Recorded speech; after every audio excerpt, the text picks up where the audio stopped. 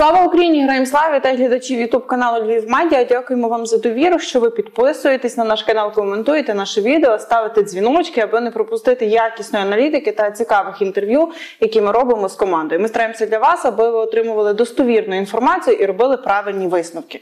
Друзі, сьогодні в мене в гостях Володимир Рощук, позивний артист, офіцер секції С3 3-го батальйону «Свобода» 4-ї бригади оперативного призначення «Рубіж» Національної гвардії України. А якщо точніше, я дуже рада бачити вас нарешті в нашій студії, а то ми зазвичай онлайн спілкуємося, а тепер рада вас вітати у Львові. Слава Україні! Героям слава, дуже радий вам, радий вас бачити. Розвіртуалилися. Так, розвіртуалилися, це дуже круто. І, знаєте, дуже фантастичні відчуття від того, що можемо трішки заземлитися і відчути і чудову погоду, і цивільне життя. Це і у Львові. Це фантастика. Зараз ваша бригада на ротацію. Так. Не бригада. Частково не можу говорити нюанси, хто саме є, ясно, де. Але так, саме наш підрозділ зараз відпочиває. Як вам цивільний Львів? Ви знаєте, в мене було насправді за ці 2 роки, 2 з копійками війни, в мене були різні етапи ставлення до цивільних. Від несприйняття, неприйняття, від шаленої агресії, рефлексії до абсолютного пофігізму і небачення. Тобто я, знаєте, от зараз дивлюсь, Львів – це ж по факту завжди таке місто інтелігенції української, завжди дуже націоналістичне місто було. І я дивлюсь, що от до сих пір залишаються ці субкультури, кожен займається своїм. І не можна когось звинувачувати в тому, що вони не роблять або роблять. Але дуже це хочеться зробити. Дуже хочеться звинуватити. Бо, знаєте, зараз така влада в нас, що вона не зовсім розуміє наслідки цієї війни. Точніше, мені здається, що вона трішки інфантильна. І в неї немає повного розуміння того, що України може не стати. І тому вона приймає не зовсім правильні рішення і невчасно. Влада не до кінця розуміє. А чи розуміє народ, на вашу думку? От дивіться, мені часто люблять казати стосовно Ізраїлю. Бо в мене дуже багато друзів. Ізраїль територіально менше, ніж Львівська область. Звісно. Я маю на увазі приклад який. В нас же було об'єднання, коли на початку війни ми всі, як добровольці, і взагалі купа людей, всі мої знайомі стояли в чергах у військкомат. У нас було таке, коли в них почався конфлікт, війна, називайте як, будь-як. Всі з'їжджаються, злітаються, всі, бомба. Знаєте чому? Тому що, по-перше, вони всі військово зобов'язані. Всі. А в нас ні. В нас просто на добровольчій основі це все відбувалося. А по-друге, за них країна, що б з ними не сталося, вона просто їх вицілує, зробить всі преферації, зробить всі забезпечення і таке інше. В нас поки що, на жаль, не так. Але в цікаві часи живемо. Тому що, по-перше, в історичні часи живемо. Як батальйон «Свобода», так і взагалі українська нація здобуває свою незалежність нарешті. Бо я вам колись казав, коли ми онлайн спілкувалися, що біда була в тому, що нам свобода в 91-му році дісталася безкоштовно. І то була велика проблема. А зараз діти і онуки тих, кому дісталася ця свобода безкоштовно, мусять платити своєю кров'ю, мусять заплатити ціну для того, щоб нарешті ми здобули державу. Просто здається, що не стільки безкоштовно, скільки не знали ціни, яка була заплачена, тому що боролися за незалежність і за здобуття, відновлення суверенітету, як і у Львівській області, так і в Одеській, так і в Донецькій. Просто кожен це робив в різний спосіб. Якщо ми говоримо про Схід, то ціна боротьби – це голодомор, який винищив, перекосив це населення. Мені просто здається, що ціни не до кінця знали в 90-му році, яку заплатили за цю незалежність. Так є. А незнання породжує Так. таку ціну, тепер як ми платимо зараз. Ви сказали, що влада не до кінця робить правильні рішення, не усвідомлює, що країни може не стати. Ви можете більше цю думку розширити? Що ви мали на увазі під неправильні рішення? Ну, дивіться, для формування нашої нації нам треба, ну, по-перше, в Конституції, що українська нація, вона є єдиною, основною і домінуючою. Все інше, то як в Польщі, або я забув, як точно термінологія, може ви підкажете. Національні меншини? Меншини, так. Це стосується меншин. Але поки що українці, вони є меншиною, на жаль. І для цього треба зробити одне важливе рішення, щоб мова наша була одна, єдина, безповоротньо українська. Вдома ти можеш спілкуватися як завгодно. От вчора я стою на заправці, і хлопці, я їх прям відчуваю дуже сильно, що вони якісь мені рідні по поведінці, по манерах. Потім вийшов, побачив, що в них донецькі номери. Але вони з продавчиною спілкуються українською, між собою російською. Супер. Мене це влаштовує. Єдиний закон, що в нас одна єдина державна мова, і ти будь-де, окрім вдома, мусиш спілкуватися цією мовою. І друге – це загальна, повна, абсолютна мобілізація. Немає там 4 тисячі поправок було. Було. Це жахіття. Ну для чого? Ну для чого? Все ж набагато простіше. Давайте повернемося в ті часи, коли почалася війна. Коли біля Києва стояли. Коли в Києві були. В Київській області. Ну тоді всі об'єдналися. І не треба було навіть оголошувати мобілізацію. Всі мобілізувалися. Шакали вискочили. Вони будуть і є, і були завжди, і будуть. Всі, хто хотіли, всі пішли. А зараз що відбувається не так? Зараз абсолютно, знаєте, це такий іспанський сором. За те, як зараз і що зробили з мобілізацією. Мені соромно. Мені соромно від того. І це зробила держава. Влада, не держава. Це зробила влада. І від того дуже боляче. Мені соромно за це. Як, на вашу думку, це було спричинено таким, знаєте, заколесуванням суспільства, що у нас все добре, все під контролем, кава в Криму, йдемо вперед, марафон. Чому так? Чому десь суспільство не зрозуміло, що мобілізація – це не тільки коли військові Російської Федерації окупанти в Київській області? Знаєте, підтримувалося сильно от в Америці. Є така штука, військових дуже поважають. В нас підтримувалася та історія, що в Києві, у Львові я зараз дуже багато бачу військових по військовій формі. Я не можу носити в цивільному житті військову форму, коли я тут. Я її вдягаю суто там. Бо мені погано від неї. В мене рефлексує організм мій. І автоматично згадується все, що зі мною відбувалося. Автоматично згадуються загиблі побратими, всі бої і таке інше.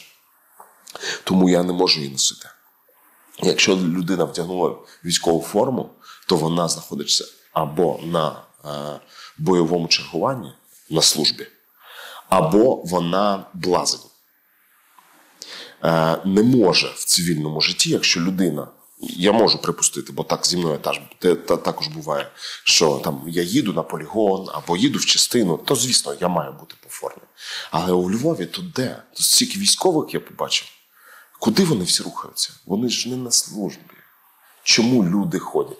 Тому у людини, у цивільної, ставлення таке, що, специфічне. Друге, на жаль, є така історія. І це є наслідки десятирічної війни.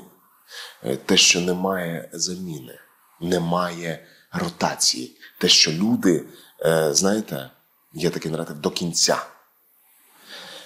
І вони не встигають видихати, і кожен ламається, в кожного різний поріг больовий.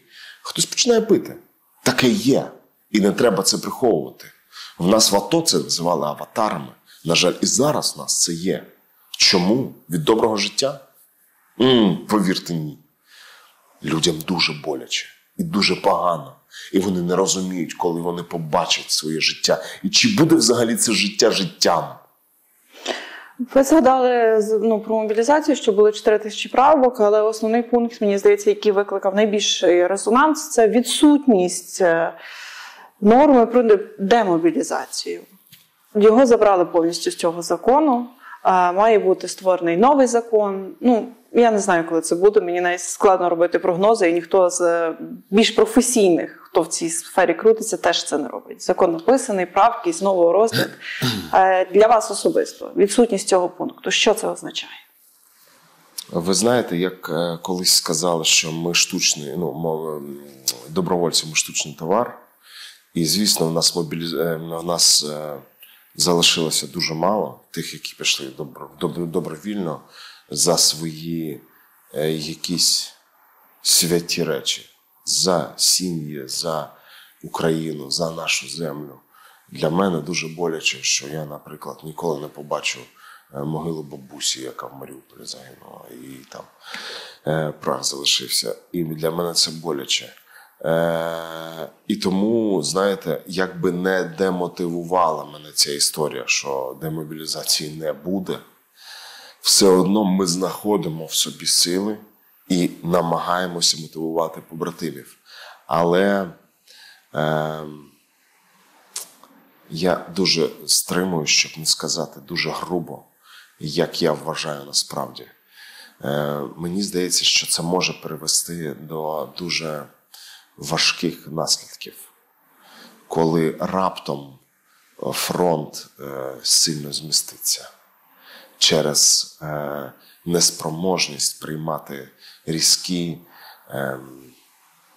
рішення в дуже важких умовах. І мені здається, що це може привести нас в такий або в тупік, або навпаки, це ще буде якийсь один поштовх, коли народ знову відреагує на нестерпність бездіяльності, скажімо так.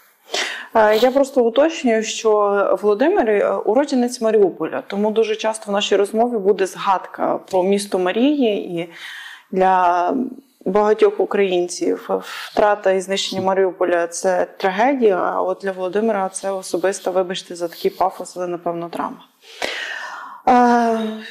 Що зараз відбувається на фронті? Як ви поясните, як ви опишете?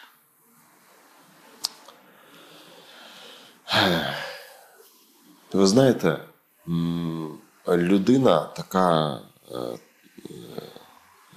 тварина, яка переварює Кока-Колу, а це означає, вона може взагалі до будь-чого прилаштуватися, звикнути. І ми звикли до штурмів. Ми звикли до... Раніше в Рубіжному, коли ми заїхали, ми звикали до того, що в тебе 420 обстрілів на годину артилерії. Зараз ми звикаємо і адаптуємося до пташок, ребів і дронів. Потрошки починаємо пристосовуватися до штучного інтелекту і ще більшої кількості і різновидності дронів. Але людський фактор, завжди є людський фактор. Адськи важко. Просто, знаєте, всі закусили. Війна, мусимо. І от біда в тому, що коли ти питаєш, як ти бачиш просто прірву в очах. Коли в людини немає відповіді на це питання, як ти зараз? Він не може навіть ідентифікувати, хто він, що він зараз мусить робити. І це надважко. Це от таке... Я не знаю, скільки роботи треба для того, щоб вилікувати всіх героїв, які зараз там. От я навіть не знаю. Важко, нестерпно. І тільки коли я знаходжусь в цивільному житті, я розумію, яка в нас величезна прірва між цивільними і військовими. Що навіть не те, що обстріли відбуваються зараз, не те, що зараз петушари почали дуже влучно працювати. Вони зробили висновки. А це жахливо. Вони витрачають набагато менше і набагато влучніше вони працюють. Тобто нам треба контрдумати. І попри все, в людей вони відірвані від реалій. Вони абсолютно. Ти питаєш щось або про мову, або про ситуацію. Зараз є, знаєте, такі штампи, коли ми звикли там, чого ти не говориш українською, да, не вчи мене, або це мова дитинства, я так звик, або чого ти не йдеш. І такі самі набори, знаєте, штампів, як в моїй колишній професії є. І отак люди звикли, просто понабирали штампів і відгавкуються. А по суті, а чому ти це не зробиш? Ти за 2 роки не навчився, не зміг, ти нічого не вмієш до сих пір, нічого не тямиш у військовій справі. Ти вже 2,5 рази міг би навчитися на F-16, стати пілотом. Ну, якщо по-чесному. А ти до сих пір не знаєш такмеда, ти до сих пір не навчився літати на дронах, ти до сих пір не знаєш, як тримати автомат, ти не знаєш до сих пір, як...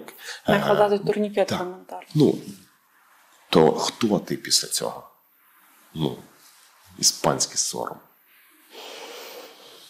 Тут, знаєте, дуже таке воно тяжке глибинне питання. Мені здається, що це якось наука ціла буде досліджувати, як це так воно трапляється в нас. Коли ми перед великою такою, знаєте, от на межі прірви ми тоді дуже активізуємося. І це було в 2014 році, 2022 рік, це показав, ми вже про це сьогодні частково згадували, а потім ми все відпускаємо. А я вам скажу, от знаєте, мені сильно болить, коли я, наприклад, бачу своїх колег, які продовжують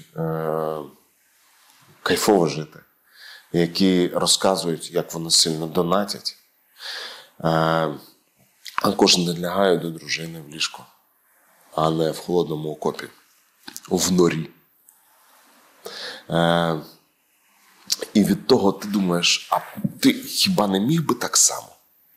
Бачите, ви випередили моє наступне запитання. Якщо ви не впізнали Володимира, то Володимир – актор театру і кіно до початку повномасштабного вторгнення. І зараз теж кіно все ще є присутнє десь частково в вашому житті. Бо я знаю, що ви на зйомки приїжджали, але це окрема частина буде розмови. Але суспільство було дуже обурене, коли виявилося, що працівників марафону «Єдині новини» мають бронь, коли працівники культури також заброньовані, там близько 1000 осіб назвали, я думаю, що список значно більший. І якби з однієї сторони артисти балету важка праця, з іншої сторони ми маємо приклади, коли артисти балету пішли воювати. І, на жаль, в мене є побратим, який в Сєвєрі загинув, артист балету. І як ви оцінюєте те, що працівників культури є бронь? Хтось наведе аргумент, знаєте, я просто скажу, що кажуть, от була Друга світова, працівників культури евакуйовували, а не кликали на фронт. Ви знаєте, не все так однозначно. Чому, наприклад, я постійно намагаюся, от з вами я спілкуюсь, і я постійно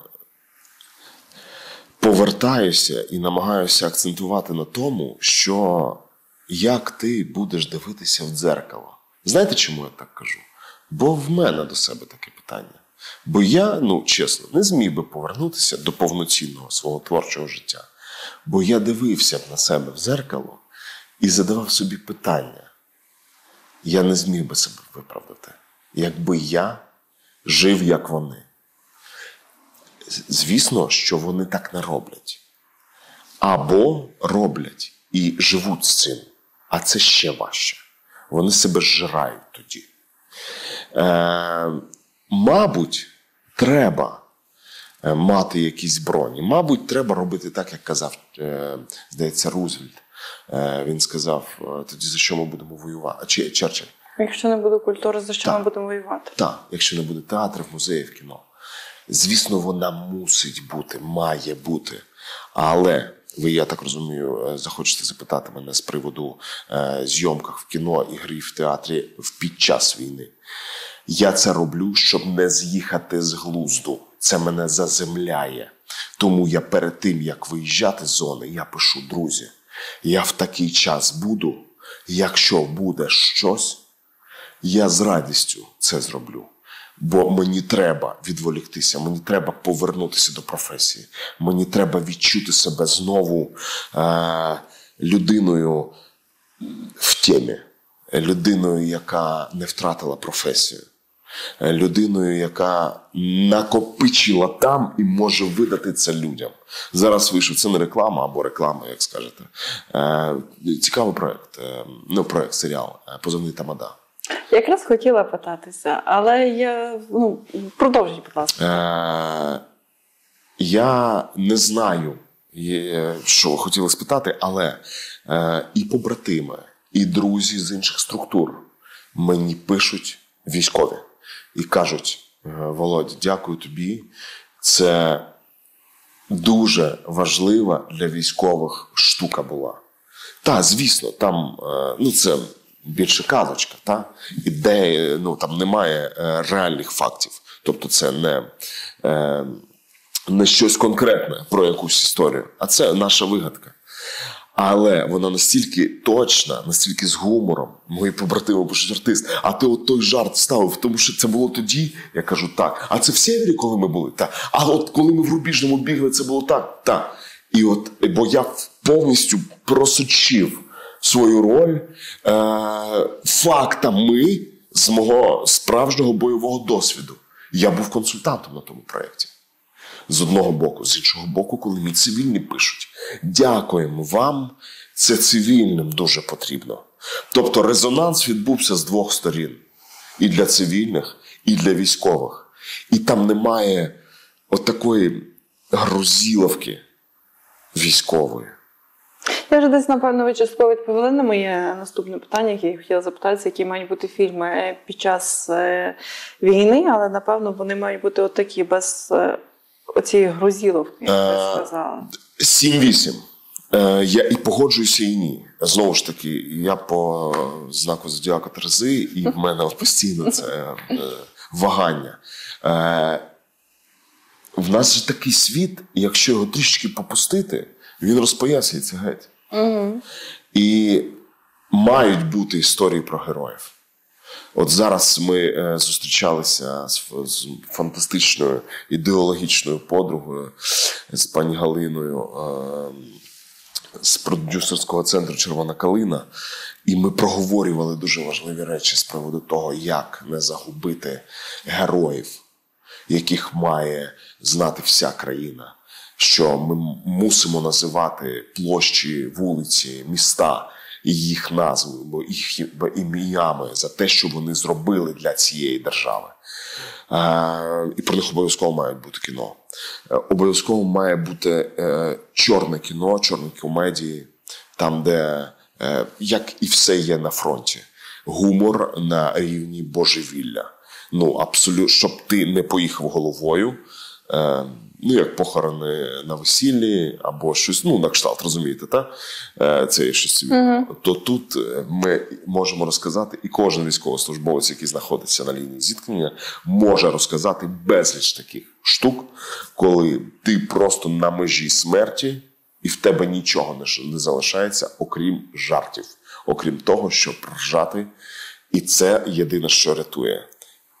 І найбільше, що зараз треба знімати, це дві речі, я вважаю. Перше – це мультфільми, кіно, серіали для дітей. Це перше. І друге – це є вплетінням уперше. Воно має бути ідеологічним. І для дітей, і для дорослих. Будь-яке кіно має говорити про те, хто ми є, що відбувається, за що ми боремося, хто наші пращури, що в нас за земля, хто її герої і таке інше. Тобто, якщо цього нема, то буде біда. Розумієте, в нас в законодавстві до сих пір НКВС, вся ця мразота, герої України і учасники бойових дій. А ООН і УПА до сих пір ДРГшники, зрадники. Це прописано в Конституції нашій. А ми, тобто за те, що ви привіталися зараз на початку ефіру «Слава Україні! Героям слава!», то, по ідеї, нас зараз можуть взяти і заарештувати. І це буде... Хоча це офіційне привітання. Звісно, звісно. Але, от розумієте, в якому абсурді ми живемо. А немає часу. Вони роблять по 4 тисячі правок на закон, які просто загальна мобілізація. Все. Немає ніяких поправок, нічого. Що ти там 4 тисячі разів міняєш? Ну, причому всі 4 тисячі поправок, які були внесені, з них, якщо прийнято 20, це дуже добре. Так, ну я просто до абсурду. Наскільки замилено, наскільки ми живемо в якомусь мильному вакуумі. Це жесть. На вашу думку, за 2 роки повномасштабної війни і 10 років взагалі російсько-української війни, наскільки змінився наш противник? Він дуже сильно вчиться у нас. Бо, розумієте, ми починали воювати. Це була велика радянська армія, яка воює з маленькою радянською армією. В нас не було варіантів ходити на м'ясні штурми, хоча до сих пір це інколи і відбувається. До сих пір ЗСУ воно має не завжди суперкомпетентних. Ну, як це сказати, вони компетентні, вони військові, вони чудові, але ну, не весь сугубо. Війна мутує. Війна мутує. І для мене це важливе слово. Тоді було так. Потім, як сказав один колишній міністр, що ми воюємо весільними дронами, так, і це саме українці змогли воювати весільними дронами, приєднувати до них яйця, гранати. І скидати, і цим вбивати. А чому? Бо в нас не було інших виходів. Так вони дорогі. Так, ми в Сєвєрі, через те, що втратили дрон, він впав на орківській позиції. І наші пілоти не мали інших варіантів, як піти туди. І ми тим самим зачистили територію. В нас не було інших варіантів, бо в нас це єдиний дрон. І ми навчилися за рахунок них воювати і мати перевагу на полі бою. Хто туристичні дрони FPV, які літали між гор, зробив своїм основною зброєю вбивства, інколи на деяких територіях маємо перевагу. Це зробили українці. І це не можна знецінити. Бо зараз навіть військові США, кожен піхотинець, якщо раніше він носив 60-й міномет, то зараз він збирає паяє. Кожен має знати, як збирається дрон FPV і як ним керувати. Тобто в них є наліт. Кожен піхотинець вже мусить це робити. Звісно, в них технології полетіли далі вперед. Але і вони вчаться в нас. І от до чого я веду. Орки вчаться в нас сильно. Ми воюємо так, бо в нас немає інших виходів. Ми мусимо по Суньцзи, мистецтво обману, ми мусимо шукати виходи і нажухувати орка, бо їх багато. А вони вчаться в нас, бо вони все життя воюють, бо вони все життя тирять. Вони найкраще в нас беруть завжди. І в них працює розвідка, і в них є уми. Хто це робить? Вони не дуже навчені. FPV поки що їх не зовсім ефективні, як наші. Бо в них є 1000, а в нас є 30. І вони випустять 1000. І це буде безрезультатно. А ми випустимо 30. І це буде 20 уражень. Для вас буде перемога? Боже, яке питання незрозуміле, неточне. Як вам сказати? Давайте я перефразую, напевно. Що для вас буде означати перемога? От це, мабуть, я ненавиджу цю фразу, але скажу не все так однозначно. Перемога. Я би дуже хотів, давайте так, я ж актор, тому маю право пофантазувати. Якщо мріяти, то, мабуть, перемога для мене це, починаючи, я не знаю, вся територія, яка біля України, по типу Білгородська, Брянська, Курська, Ростовська, Таганрогська, Кубанська, всі ці області – це сіра зона. Там, де немає людей, там можна ставити бази НАТО сміливо. Здохла вся Патрушевська, путінська, ублюдочна двіжуха, свідомі кацапи, в яких, я не знаю, взяли гору, перемогли в якійсь революції внутрішній і взяли владу в свої руки. Все ж таки ми дійшли, як батальйон «Свобода» і як всі Збройні сили, до Кремля, спалили і обіцяли його. Мабуть, щось на кшталт цього. Але це все фантастика. Знаєте, якщо не мріяти, то немає до мрії якої йти. Так точно. Я вам дякую, що ви прийшли. Я вам дякую за цю чесну розмову і дякую за те, що ви на зв'язку і на фронті, і на екрані. Володимир Гращук, позивний артист, офіцер секції С3 3-го батальйону «Свобода», 4-ї бригади оперативного призначення «Рубіж» Національної гвардії України був в нашому ефірі. Друзі, я закликаю вас поділитися цим відео. І я щиро сподіваюся, що слова нашого гостя достукаються до ваших сердець, і ви зробите правильні і потрібні висновки як для себе, так і для країни. Дякую. Дякую.